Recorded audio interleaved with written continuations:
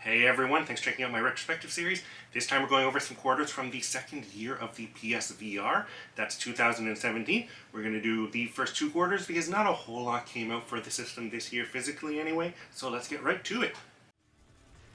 First game is Moto Racer 4. Now this game had exclusive PSVR support for some modes, although the support was pretty limited. It only included time trials and hot laps modes, and you have to play through the regular game in order to unlock more tracks for VR. By most accounts, the graphics take a hit and it's not a great VR experience overall.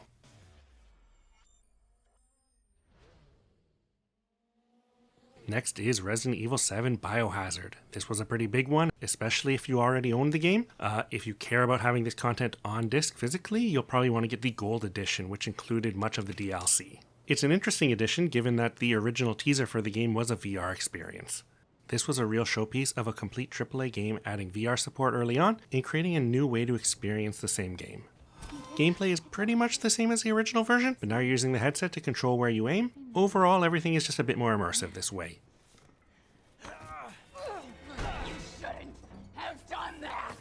Then we get Psychonauts in the Rhombus of Ruin.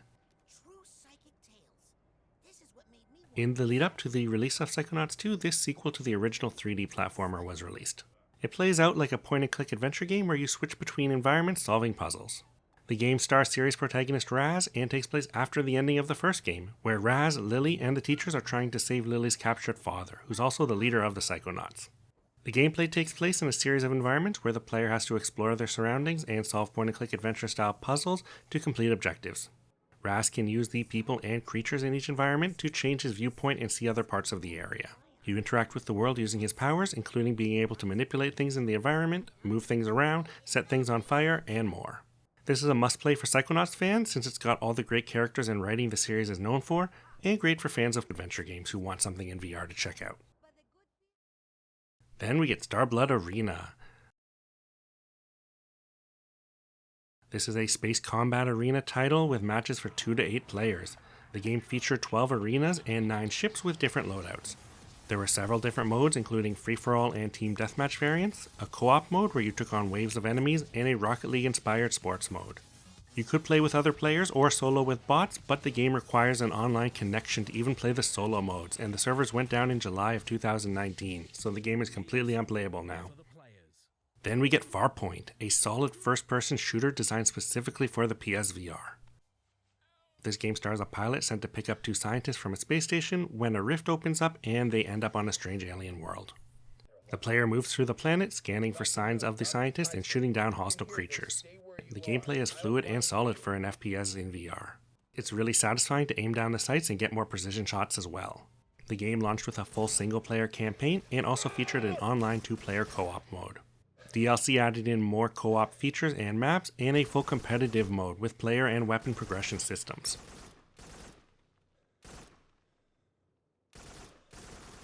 It's worth knowing that alongside Farpoint, they released the PlayStation Wireless Aim Controller. This is basically a new controller that has the move stuff built into it. And worth checking out for games like Farpoint and Firewall. Then we get Star Trek Bridge Crew. This is a pretty neat Star Trek game where you're able to take up one of 4 positions on the Starship Bridge and work together with other players in order to complete different missions. The captain gives the commands and makes key decisions, the helmsman flies the ship, the engineer handles ship power, and the tactical officer handles the weapon systems. The campaign takes place in the reboot movie's timeline and has the USS Aegis ship searching for a new homeworld for the Vulcans. The game was VR only, but a patch added in non-VR support for the entire game. The game is really designed to be a multiplayer experience. You can play solo with AI characters, but they can be very frustrating, forcing you to jump between roles, which is a lot to handle, and it really messes up the flow of the game. 2 move controllers can be used to manipulate the consoles, which can be a really fun way to play the game, but the motion tracking on the controllers can be problematic. DLC adds in the Enterprise D, 2 new modes, new enemies, and a new operations role to the game.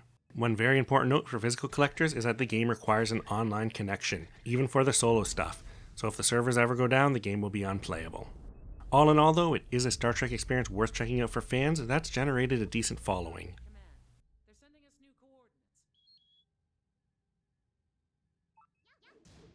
Last up is Tekken VII.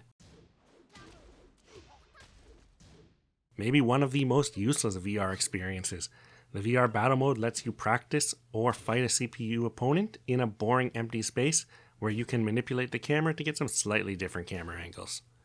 The VR viewer lets you view character models in VR. It's actually a step down from the standard model viewer because you don't even get an environment to look at, just a boring colorscape. It's weird they put this in here, but yeah, it's there for anyone who wants to check it out.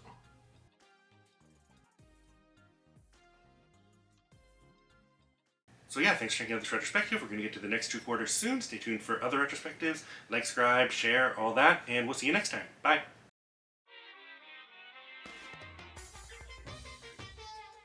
It's appreciation time! Reward Mike's hard work by subscribing. Otherwise, we might see you in the next class trial.